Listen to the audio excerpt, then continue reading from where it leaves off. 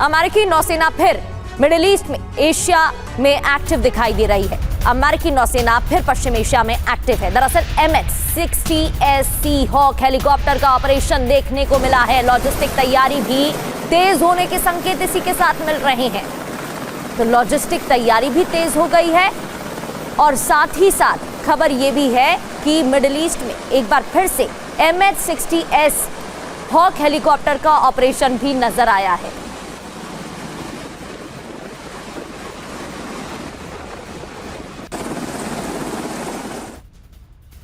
और ईरान की नाकेबंदी पर अमेरिका की बड़ी कार्रवाई। अमेरिका ने 70 कमर्शियल जहाजों का रास्ता बदला।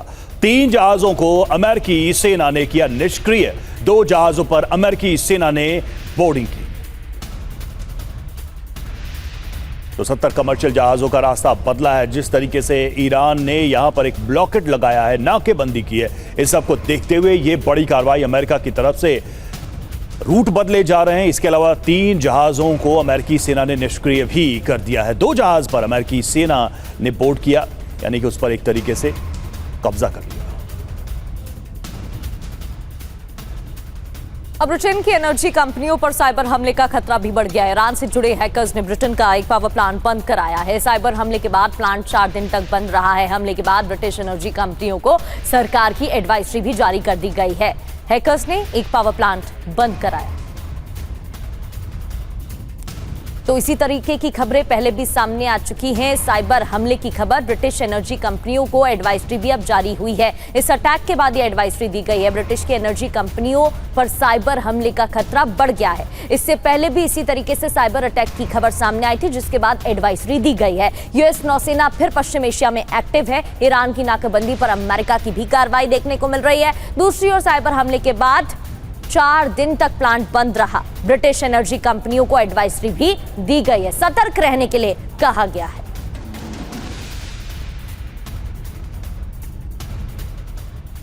और अमेरिकी वित्त मंत्री स्कॉट बेसेंट का बड़ा दावा, ईरान की सैन्य क्षमता पूरी तरह तबाह। बेसेंट ने कहा करीब 100% सैन्य फैक्ट्रियां तबाह की। ये बेसेंट का बयान है।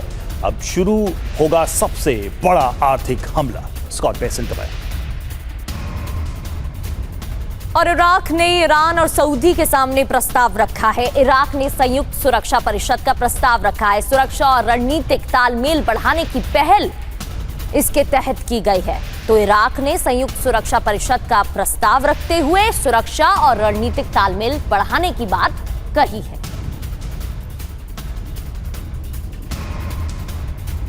और ईरान को मक्का संयुक्त रक्षा समझौते में शामिल होने का न्योता मिला। समझौते में सऊदी अरब, पाकिस्तान और तुर्की शामिल है। ईरानी संसद की न्यूज एजेंसी ने कहा प्रस्ताव विचाराधीन है। चारों देशों की ओर से अभी पुष्टि नहीं हुई है।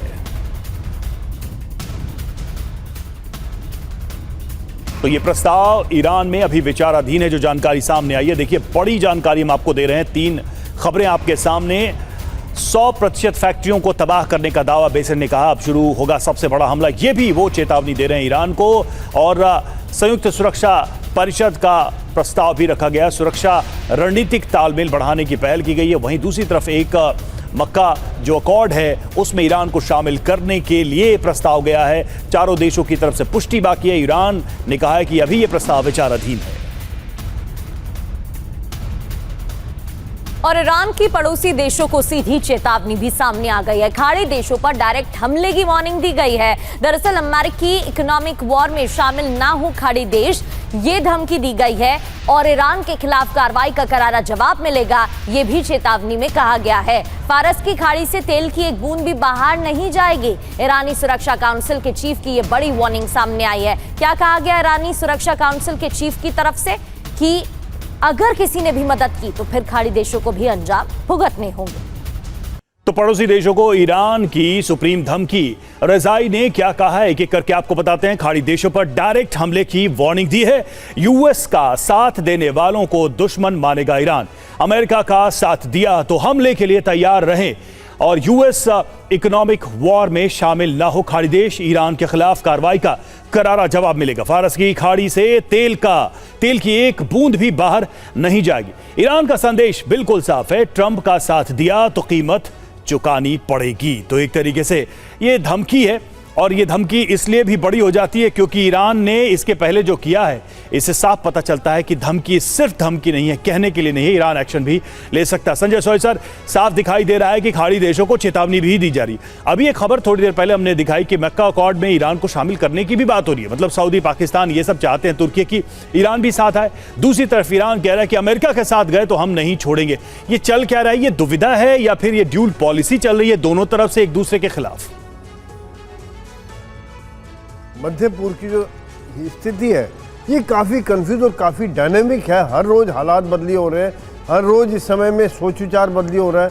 देखिए, दोनों बातें कर रहे हैं। एक तरफ से अमेरिका ने अभी इकोनॉमिक सैंक्शन और इकोनॉमिक स्ट्रैंगल होल्ड पे ज़्यादा जोर दिया, ब्लॉकेट लगा दिया और इकोनॉमी को उसको हर तरह तेल का एक्सपोर्ट उनका बंद कर रहे हैं, उनके अंदर कुछ आने को भी रोक रहे हैं। ईरान ने ये कह दिया कि मैं अटैक करूँगा, पहले भी अटैक किया। एक बात, ईरान की सोच में और बदलाव आया। अभी आप देखेंगे कि पहले वो अमेरिका ईरान पर अटैक करता था, लेकिन अब ईरान कहता है कि हम भी पहले हमला कर सकते हैं, हम अमेरिका के हमले की इंतजार क्यों करें, हम उनकी तैयारियां होने से पहले हमला करेंगे। तीसरी बात यह है कि मध्य पूर्व के कुछ देश हमेशा से ईरान से बातचीत करते रहे हैं बैक चैनल के थ्रू, क्योंकि उनको खतरा है कि उनकी रिफाइनरीज पर हमले हो गए या उनके जो इंफ्रास्ट्रक्चर डिसैलिनेशन प्लांट पे हमला हो गए तो इनकी हालत बहुत ख़राब होगी, जो पहले ही ज़्यादा ख़राब है। उनको बहुत समय लगेगा। जिस प्रकार से पहले कतार के ऊपर, बहरीन के ऊपर हमले हुए थे, ये सब देखते हुए यूएई, सऊदी अरेबिया और कुवैत, ओमान, ये देश ने ईरान के साथ बातचीत जारी है कि आप हमारे इन चीज़ों पर हमला नहीं करें। ये जो बढ़त है, जो मक्का अकॉर्ड वाली बात है, ये भी शायद उसी बात का एक अगला चरण है कि वो ईरान को भी इसमें शामिल करना चाहती है, क्योंकि अमेरिका के ऊपर भरोसा कम हो गया है कि अमेरिका के जो एयर डिफेंस सिस्टम है पूरी तरह से बचाने में कामयाब नहीं हो रहे हैं। तो किसी न किसी प्रकार से वो इस तरह से बातचीत करके चाह रहे हैं कि ईरान के हमले इन देशों के ऊपर ना हो। बिल्कुल बिल्कुल सर, ठीक कहा आपने। और मनीष झा हमारे सहयोगी भी हमारे साथ बने हुए हैं। मनीष, मक्का संधि की बात करें तो इसमें टर्की है, पाकिस्तान है, सऊदी है, और अब ये जो ईरान को प्रस्ताव दिया गया है, क्या ये अमेरिका के लिए संकेत है? क्योंकि ईरान की तरफ से तो सऊदी पर भी हमले किए गए थे। क्या खाड़ी देश ये बात समझ रहे हैं कि अमेरिका पर अब पूर्ण भरोसा नहीं किया जा सकता? देखिए, कुल मिलाकर कहा जाए तो मक्का समझौते में ईरान की एंट्री ठीक वैसी ही है जैसे हिंदी में कहावत है कि दूध की रखवाली का जिम्मा बिल्ली को दे दीजिए, क्योंकि मक्का समझौता प्राइमरली बना ही इसी के लिए था कि सऊदी की रक्षा की जाए। क्योंकि अटैक और किस पर हो रहा है? ईरान सऊदी पर अटैक कर रहा है। वरना एक बात तो बताइए कि अभी टर्की के खिलाफ कोई जंग चली नहीं, या फिर पाकिस्तान के संदर्भ में टर्की और सऊदी का क्या रोल होगा? तो कुल मिलाकर बात यही थी कि सऊदी को बचाने के लिए मक्का समझौता हुआ था, और सऊदी को बचाने के लिए सऊदी ने ये सोचा कि चलो ठीक है, हम अगर ईरान को इसमें साथ रख लेते हैं तो हम पर जंग नहीं होगी, और फिर ईरान अपना जैसो इजराइल या अमेरिका के दूसरे ठिकानों पर हमला करे, अगर ऐसी बात है तो। लेकिन फिर ये देखना वाकई में दिलचस्प होगा कि अगर ईरान की इसमें एंट्री होती है तो फिर यूएई का क्या रिएक्शन होता है, क्योंकि देखिए मक्का समझौते में यूएई नहीं है, तो क्या सऊदी और ईरान मिलकर कल के दिन में यूएई के खिलाफ, कतर के खिलाफ, बहरीन के खिलाफ मोर्चाबंदी के लिए सोच सकते हैं? ये एक दिलचस्प स्थिति बनती है। लेकिन हाँ, अभी फिलहाल ईरान के सामने सबसे बड़ी चुनौती है कि ये जो इकोनॉमिक सैंक्शंस चलने वाले हैं, नाकेबंदी ऑलरेडी है, तो वैसी स्थिति में ईरान का रुख क्या होगा? ईरान ने धमकी दे दी है कि अगर ये जारी रहा तो एक बूंद भी तेल ना तो फारस की खाड़ी से जाएगा, ना ही दूसरे और रूट से जाएंगे। तो कुल मिलाकर देखा जाए तो भले ही इस वक्त मिसाइलें ना चल रही हो, लेकिन तेल को लेकर जंग लगातार जारी है और उसकी कीमत पूरी दुनिया चुकाने वाली है। बिल्कुल मनीष, और ये बहुत दिलचस्प होगा कि अमेरिका के करीबी दोस्तों के साथ किसी रक्षा समझौते में ईरान का प्रवेश करना कितना व्यवहारिक होगा। क्या ये सिर्फ एक कागजी समझौता हो सकता है या फिर जमीन पर भी इसका कोई फर्क दिखेगा? इस पे आगे हम बात करेंगे। ईरानी विदेश मंत्री अरागची की ट्रंप को 2 टूक स्पीच और यूएस प्रतिबंधों को बताया पुरानी रणनीति। ट्रंप का इकोनॉमिक डी-डे भी फेल होने का दावा, और ईरान के सामने हताश हैं अमेरिका और ट्रंप, ये उन्होंने कहा है।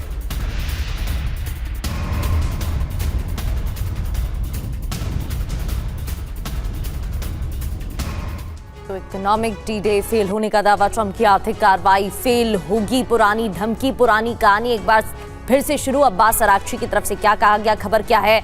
ईरानी विदेश मंत्री अब्बास अरागची ने यूएस प्रतिबंधों को बताया पुरानी रणनीति। ट्रंप का इकोनॉमिक डी-डे भी फेल होने का दावा किया गया है। अरागची ने क्या कहा? अमेरिका की धमकियां अब काम नहीं करेंगी। ईरान के सामने हताश है अमेरिका और ट्रंप। ईरान के सामने अमेरिका के पास विकल्प नहीं, ईरान धमकी नहीं, सम्मान की भाषा का जवाब देगा। ईरान पर पाबंदी का अमेरिकी दावा पहले भी फेल हुआ है। इतना ही नहीं, यूएस की मैक्सिमम प्रेशर नीति ईरान को झुका नहीं सकती, ये भी स्पष्ट किया है। हम ये फिल्म देख चुके हैं, सिर्फ किरदार बदले हैं। अरागची की धमकी एक बार फिर से डिकोड करने की कोशिश करते हैं। जहां प्रतिबंध और सैन्य दबाव काम नहीं करेगा, एक तरीके से तो दिखाई दे रहा है यही जेस्चर है ईरान का। ईरान अपनी शर्तों पर समझौता करेगा, ये साफ दिखाई दे रहा है। ईरान कहीं से भी टस से मस होने वाला नहीं है। त्रिपाठी सर, तमाम दबाव यहां पर दिखाई दे रहा है। और अभी थोड़ी देर पहले जैसा मनीष कह रहे थे, मक्का अकॉर्ड, मक्का रक्षा समझौते में भी ईरान को शामिल होने का प्रलोभन दिया जा रहा है। क्या ट्रंप के समय कुछ असंभव टाइप के कोalitions बनाने की भी कोशिशें हो रही हैं? हमने देखा था रूस अमेरिका करीब होंगे, पुतिन ट्रंप दोस्त होंगे और यूक्रेन का समाधान निकलेगा। यूरोप में एक बड़ा पावर सेंटर क्रिएट होगा। कुछ नहीं हुआ, हमने देखा क्या हुआ। अब यहां पर दिखाई दे रहा है कि अमेरिका के दोस्त ईरान को अपने साथ लेना चाहते हैं। और अभी अरागची के वो बयान देखिए, दो टूक कह रहे हैं कि फेल है अमेरिका, कोशिश करके देख लें, कुछ नहीं होने वाला है, उल्टा उनके दोस्तों पर हम बम गिराएंगे। त्रिपाठी सर, देखिए, ट्रंप को जो कुछ करना था वो तकरीबन कर चुके हैं ईरान के खिलाफ जी। उससे ज़्यादा मुझे नहीं लगता कि बहुत ज़्यादा कुछ कर पाएंगे। एक चीज़ हमें ये ध्यान में रखना चाहिए कि पिछले 4-4.5 साल से यूक्रेन के खिलाफ रूस की लड़ाई हो रही है और रूस के खिलाफ 7,000 से ज़्यादा प्रतिबंध अमेरिकी सरकार ने लगाए हैं, लेकिन कोई फ़र्क नहीं पड़ा, उससे कोई ख़ास फ़र्क नहीं पड़ा है। और अगर ये अभी कुछ और प्रतिबंध लगा देंगे तो उससे क्या होगा जी। अब तो देखिए, अब तो अंदाज़ा ये लग रहा है कि शायद ट्रंप की जो या अमेरिका की जो सुरक्षा अम्ब्रेला है गल्फ़ के कंट्रीज़ के ऊपर, उस पर गल्फ़ कंट्रीज़ का विश्वास उससे हट गया है। इसी का परिणाम है कि मक्का समझौता हुआ है और इसी का परिणाम ये है कि अब मक्का समझौता के तीनों देशों ने ईरान को भी उसमें शामिल करने की बात कही है। इसका मतलब कि उनको ये अंदाज़ा है कि ट्रंप कुछ भी कर लें, अब कुछ खास नहीं हो सकता है। तो इसलिए मेरे ख्याल से अब ट्रंप कुछ और सैंक्शंस की बात करेंगे, फिर कह देंगे कि नहीं, हम इन सैंक्शंस को अभी रोक रहे हैं। क्योंकि ये हमें नहीं भूलना चाहिए कि ईरान के पास अभी भी 2,500 से ज़्यादा 20,000 के करीब ड्रोन और करीब 2,500 उनके पास अलग अलग तरह की मिसाइल्स हैं, जबकि अमेरिका का मिसाइल का जखीरा डिप्लीट हो चुका है और अगला वो करने में उन्हें कम से कम युद्ध के पूर्व की स्थिति पर आने में कम से कम 6 साल लगेगा। तो यही कारण है कि ट्रंप बार बार अपना गोल पोस्ट बदल रहे हैं, बार बार कह रहे हैं हम ऐसा नहीं ऐसा करेंगे, लेकिन उससे कोई फ़ायदा नहीं होने वाला है। जी बिल्कुल सर, और लगातार उनके स्टेटमेंट बदल रहे हैं और अलग अलग संकेत देने की अमेरिकी राष्ट्रपति कोशिश कर रहे हैं। इधर अमेरिकी प्रतिबंध से पहले ईरान में बड़ी तैयारी भी देखने को मिल रही है, जहां ईरानी अधिकारी लगातार अमेरिका को संकेत दे रहे हैं अब नई आक्रामक रणनीति अपनाएगा ईरान। एक तरफ तो अमेरिका की तरफ से धमकियां दी जा रही हैं, चेतावनी दी जा रही है, अलग अलग बयान आ रहे हैं, तो ईरान भी पीछे नहीं है। युद्ध कूटनीति राजनीति में आक्रामक ईरान बनेगा।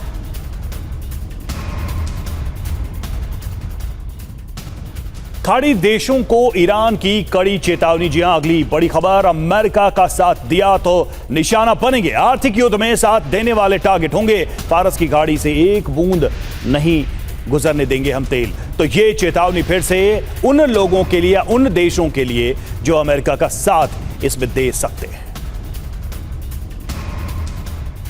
तो क्या है ईरान की बड़ी तैयारी? अमेरिका पर यह तैयारी भारी पड़ जाएगी क्या? 5 संकेत आपको बताते हैं। स्ट्रेट ऑफ हॉर्मुज में दबाव बढ़ेगा, संकेत ऐसे ही दिए जा रहे हैं। तेल टैंकर्स की आवाजाही रुक जाएगी, खाड़ी देशों पर कार्रवाई भी संभव है। सऊदी यूएई में एनर्जी सेंटर टारगेट पर होंगे। इधर तेल के वैकल्पिक रास्ते भी टारगेट पर होंगे। पाइपलाइन या बंदरगाह पर स्ट्राइक की आशंका बढ़ जाएगी। क्षेत्रीय प्रॉक्सी गतिविधियां भी बढ़ सकती हैं, जैसे कि पहले भी देखने को मिला था, बीते दिनों भी ऐसा ही हुआ था। अमेरिका के सहयोगी ठिकानों पर हमले होंगे। और 5वां महत्वपूर्ण पॉइंट, परमाणु कार्यक्रम पर सख्त रुख होगा। निगरानी और समझौते पर सहयोग भी घट सकता है। तो इस बीच ये 5 बड़े संकेत मिल रहे हैं। मनीष, एक तरफ तो अमेरिका की तरफ से कहा गया, डोनाल्ड ट्रंप की तरफ से कहा गया, जो ईरान की मदद करेगा फिर अंजाम उसको भुगतना होगा। और अब ईरान भी वही बात दोहरा रहा है, खाड़ी देशों को यहाँ पर एक तरीके से मैसेज देने की कोशिश की गई है। तो क्या ये मान लिया जाए कि जो भी देश ईरान या अमेरिका की डायरेक्ट इनडायरेक्ट मदद करेगा वो सीधे उसके दुश्मन के निशाने पर आ जाएगा?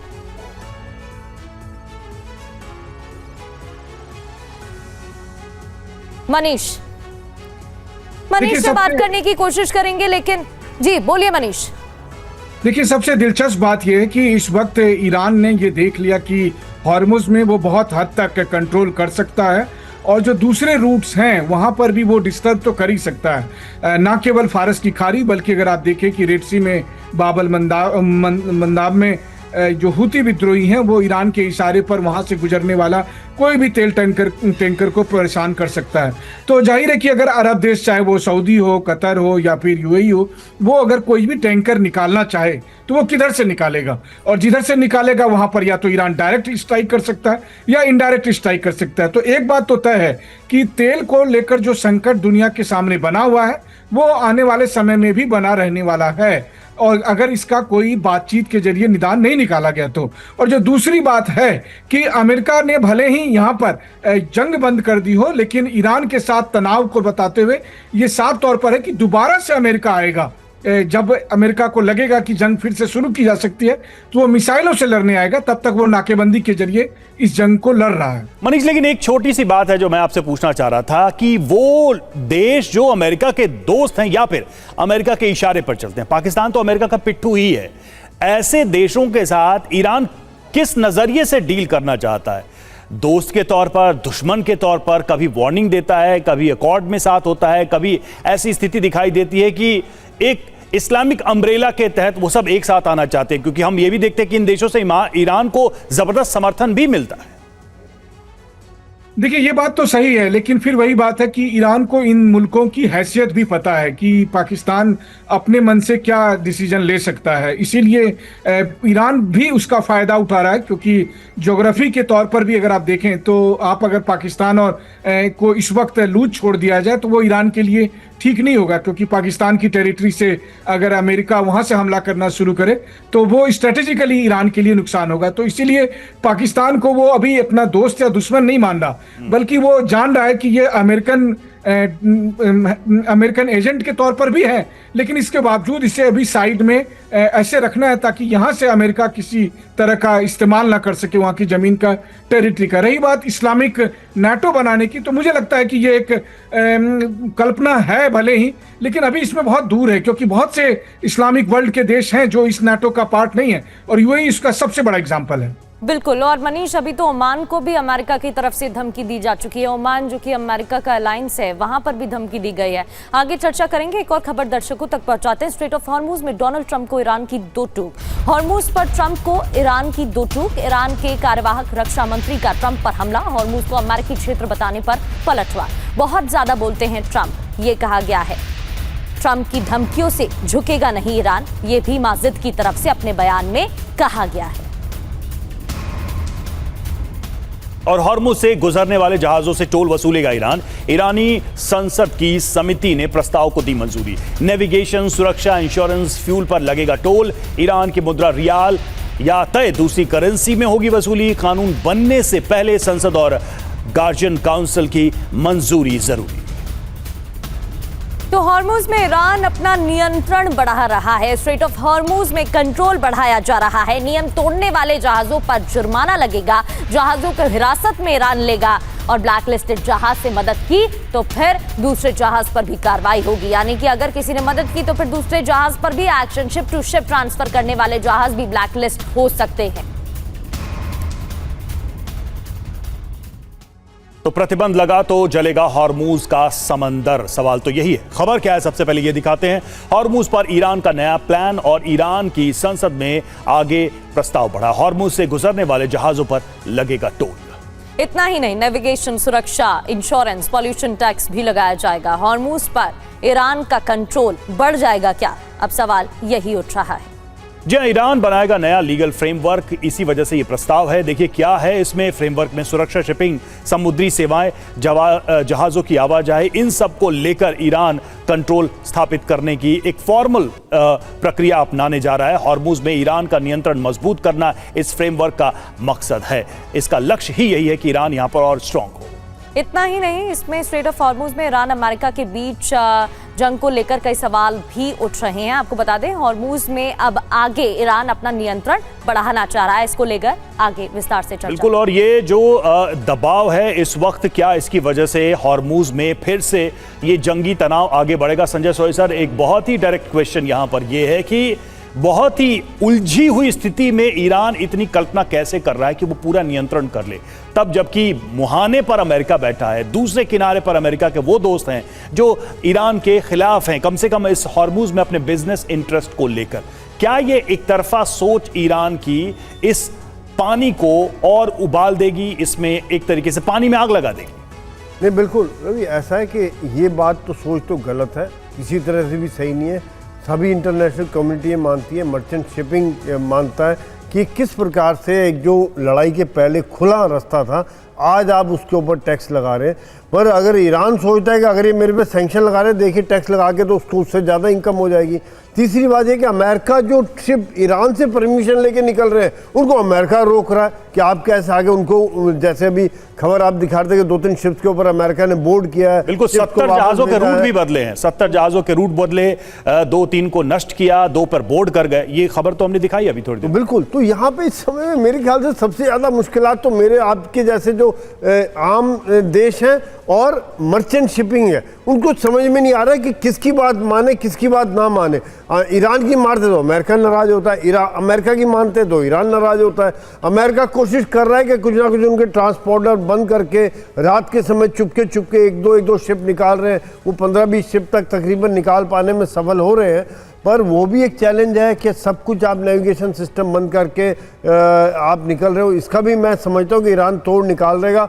हो सकता है जैसे वो प्रेडिक्टिव फायर कर दे, अचानक ही उन इलाकों में फायर कर दे, या कुछ ना कुछ स्पीड बोट्स के द्वारा करे। लेकिन इस समय में ये सबसे बड़ा मुश्किलात जो है वो है एक मर्चेंट शिपिंग के लिए, शिपिंग इंडस्ट्री के लिए, और तेल की कीमतों के लिए। जो गल्फ कंट्रीज है जिनका तेल नहीं निकल पा रहा, जिनकी इकॉनमी तेल के ऊपर निर्भर है, उनका धंधा बंद हो चुका है। तो इस समय में यही कारण है कि मक्का कॉर्ड हो रहा है, कोई ईरान से छुप के बात कर रहा है और अमेरिका अपनी दादागिरी चला रहा है, ईरान अपनी दादागिरी चला रहा है, और खामियाजा हम सब भुगत रहे। रवि, बिल्कुल, खामियाजा तो अन्य देशों को भुगतना पड़ेगा। और ईरान की जो धमकी आई है उससे तो लग यही रहा है कि आने वाले दिनों में और भी ज्यादा चिंताजनक हालात पैदा हो सकते हैं। इधर ईरान पर फैसले से पहले अमेरिका का शक्ति प्रदर्शन भी देखने को मिला है, जो अमेरिका ने AIM-424 मैलाइस मिसाइल का परीक्षण किया है। दरअसल मिसाइल की मारक क्षमता 465 किलोमीटर से ज्यादा बताई जा रही है। अमेरिका की तरफ से भी तैयारियां की जा रही हैं। इधर ईरान की तरफ से भी लगातार शक्ति प्रदर्शन को लेकर कभी बयान सामने आ रहे हैं, कभी तस्वीरें सामने आ रही हैं। तो जंग में कोई भी पीछे हटने को तैयार नहीं है।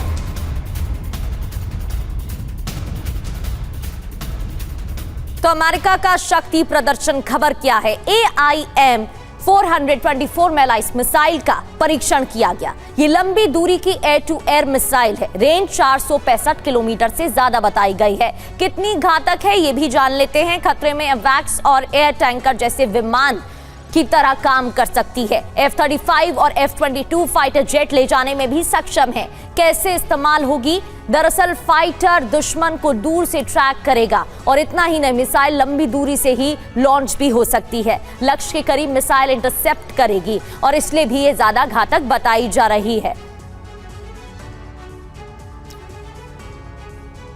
और देखिए, एक और बड़ी खबर आपको बता दें इस बीच, ईरानी राष्ट्रपति पेज़ेश्कियान का बड़ा बयान आया है। क्या है वो बयान, आपको बता रहे हैं।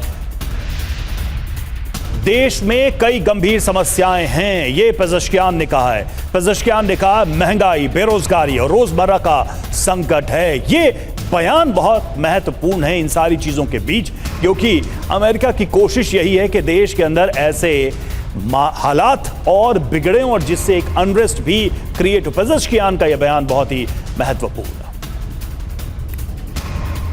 तो पेज़ेश्कियान ने क्यों कहा ईरान मुश्किल में घिर गया है? क्या कहा गया है? देश में कई समस्याएं हैं, महंगाई और बेरोजगारी और रोजमर्रा की दिक्कतें भी बढ़ गई।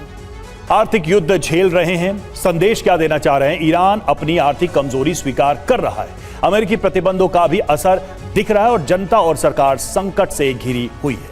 बड़ी बात, बयान की टाइमिंग बेहद खास बताई जा रही है। त्रिपाठी सर, इस बयान को कैसे देखा जा सकता है? ये तो सच है कि आर्थिक तौर पर ना सिर्फ ईरान को बल्कि अमेरिका को भी नुकसान पहुंच रहा है, लेकिन पेजेश्कियान का ये बयान इस वक्त कैसे देखा जाए? देखिए, सिर्फ अमेरिका को नुकसान नहीं, सिर्फ ईरान को नुकसान नहीं हुआ, इसमें आप सही कह रही हैं, अमेरिका को भी इसमें काफ़ी नुकसान पहुंचा है।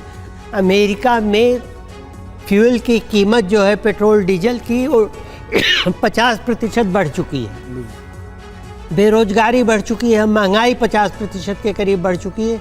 कई राज्यों में अमेरिका के तो महंगाई 70% से ज़्यादा है और अमेरिका को उसका खामियाजा भुगतना पड़ रहा है, क्योंकि जैसे पहले आपने देखा था कि अगर एक ड्रोन ईरान छोड़ता है तो एक ड्रोन की कीमत 35 से 40 हज़ार डॉलर होती है, जबकि उसको ख़त्म करने के लिए, इंटरसेप्ट करने के लिए जो मिसाइल यूज़ की जाती है उसकी कीमत 10 लाख डॉलर तक हो सकती है। तो अनुपातिक तौर पे अमेरिका को इसका नुकसान हो रहा है। और यहाँ भी एक बार अगर अमेरिका का जो सुरक्षा छत्र जो है गल्फ के ऊपर से, जिसके ऊपर से लोगों का विश्वास हट रहा है, अगर वो और ज़्यादा कमज़ोर होता दिखाई देगा तो फिर अमेरिका की बात ये एक अमेरिका की क्रेडिबिलिटी का भी सवाल है। लेकिन मनीष, एक जल्दी से आपसे हम समझना चाहेंगे, जिस तरह से हम पतंग उड़ाते हैं और पतंग में एक तरीका ये भी होता है कि ढील देते जाइए, पेशेंस का टेस्ट एक दूसरे का हम करते हैं और अचानक फिर काट देते हैं एक दूसरे की पतंग। क्या ईरान अमेरिका इस वक्त वही कर रहे हैं कि इसको खींचे जा रहे हैं, दोनों पर प्रेशर है, दोनों इकोनॉमिकली असर उसका महसूस कर रहे हैं, लेकिन इसमें अभी ढील दिए जा रहे हैं, लंबा खींच रहे हैं, कौन पहले कटेगा ये शायद बाद में डिसाइड हो? देखिए, आप इसे कह सकते हैं, ईरान को भी बखूबी एहसास है कि अमेरिका दोबारा से आएगा और लड़ाई फिर से होगी और उसी तरह से विध्वंसक लड़ाई होगी। हाँ, एक बात जरूर है कि जहां तक आप कह सकते हैं कि अमेरिका पर आर्थिक दबाव का सवाल है, तो कई बार मैं आंकड़े की तुलना करना पसंद करूंगा कि रूस यूक्रेन युद्ध में अमेरिका के लगभग 400 बिलियन डॉलर अब तक खर्च हो चुके हैं। उसकी तुलना में ईरान में, जिसमें वो डायरेक्ट वॉर में शामिल है, उसमें 45 से 50 बिलियन डॉलर का खर्च हुआ है। तो कहने का मतलब यह है कि कई बार मुल्क बहुत दूर की सोच कर चलते हैं कि 20 साल बाद इससे क्या फायदा निकालना है, तो वो उनके लिए खर्च नहीं बल्कि एक इन्वेस्टमेंट है और उसी इन्वेस्टमेंट के नाते मैं यहाँ देख रहा हूँ। हाँ, ये बात जरूर है कि ईरान को अभी डील करना है कि पहले तो जंग थी और अब इकोनॉमिक सैंक्शन है, इस बीच में जो ईरान के अंदर में जो आर्थिक दबाव है उससे कैसे निपटा जाए, उसी के लिए बिल्कुल। और पेजेश्कियान का बयान इस बात की तरफ इशारा कर भी रहा है कि ईरान के अंदर एक आर्थिक दबाव है। क्या ये जो इकोनॉमिक डी डे की बात हो रही है, इस दबाव को विस्फोटक स्तर पर ले जाने की तैयारी अमेरिका कर रहा है? ईरान इससे कैसे डील करेगा, ये बहुत अहम सवाल है। बहुत बहुत शुक्रिया आप सभी का चर्चा में शामिल होने के लिए, हमसे बातचीत करने के लिए।